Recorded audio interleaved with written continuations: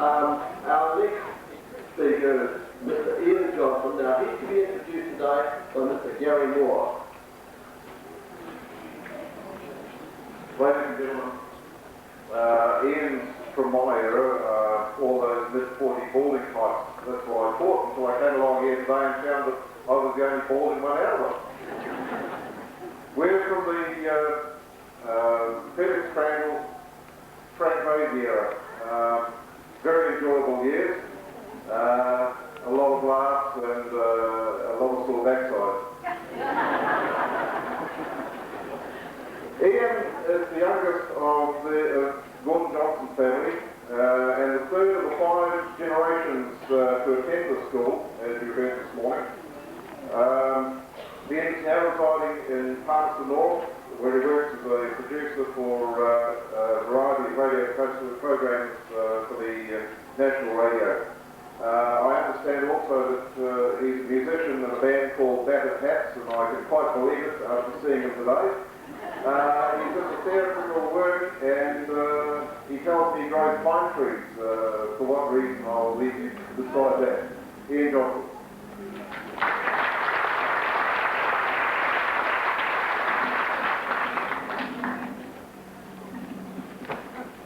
Ladies and gentlemen, guests, and mum and dad.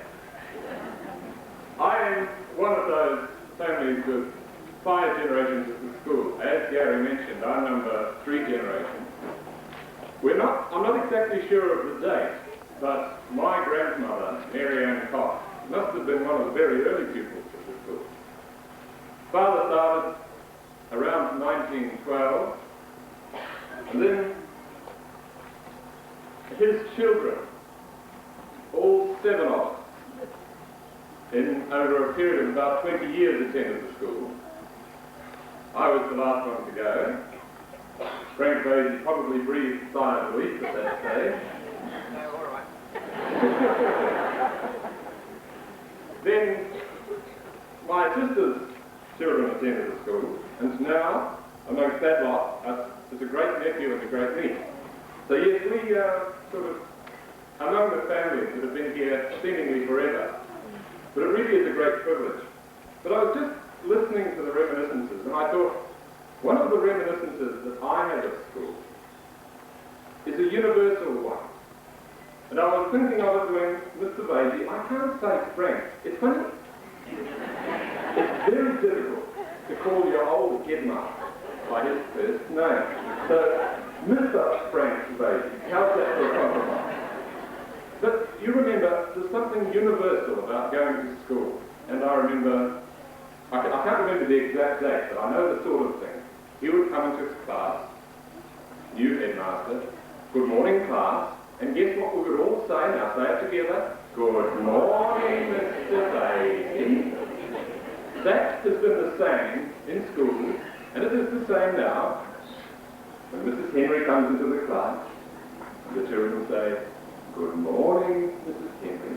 It's one of those wonderful memories. But I'd just like to talk for a little bit about justice.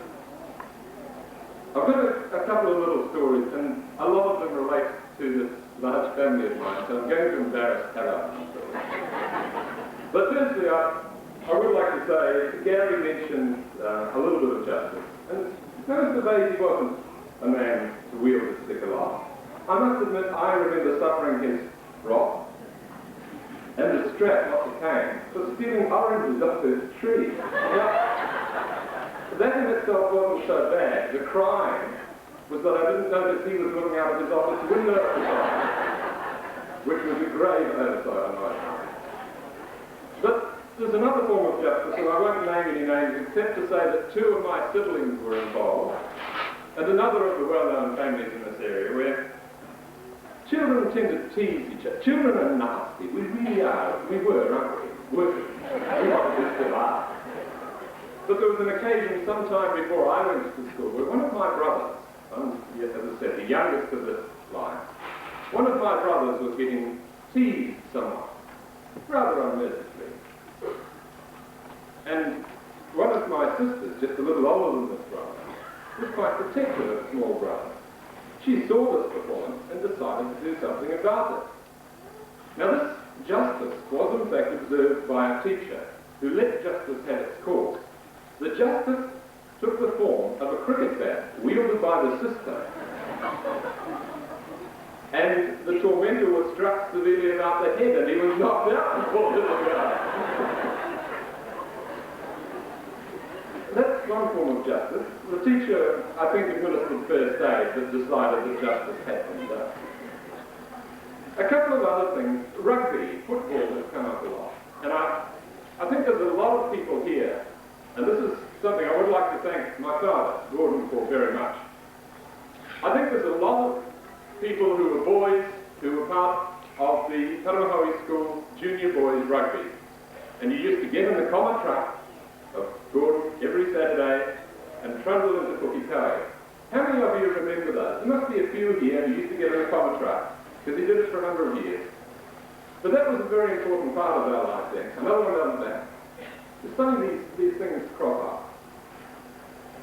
So, you know, that was another important part of our lives. Dad, of course, was at the school, as I said, very early on. And I was just reading the booklet, and another little piece of justice that he reminded us of. And in fact, it didn't affect him, I don't think. But it was a small boy who was called out of class to go and see the principal, the headmaster, who was then Jim Graham, Mr. Graham. He ended up at the headmaster who probably caned him, which was a fairly drastic thing to do. When it was pointed out that in fact he had a message for the headmaster, rather than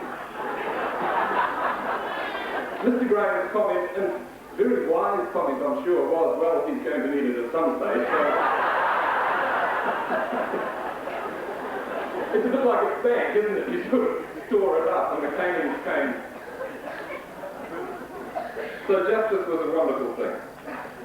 There are a few other little snippets, not directly relating to me so much as the sorts of things that a lot of us were involved with. And one that my father mentioned last night that rather amused me, and I'm sure that people from the Ministry of Education would be quite intrigued with today. Local communities tend to be very protective, and let's face it, you're a fairly stroppy lot. There was an occasion, and a lot of you, the buses, the school buses. Now, Naylor's apparently ran the very first school bus. And some of you will remember Naylor's, I think it was the van that was used for the bus. And then Jack Brady bought that green bus that a lot of us remember so well. There was an occasion when it was decided by the men from the ministry, with all due respect, that Jack Brady should take on the Mark School run, and not the Patumahoe. So the school committee organised a strike of all the kids and they stopped going to school. This wasn't good enough. They got their own way. Jack Brady's bus continued to do the Patumahoe school run. So nothing has changed really, has it? From what I gather, I don't live here now, I live in Palmerston North. It's neat to come back there. I've met a lot of people.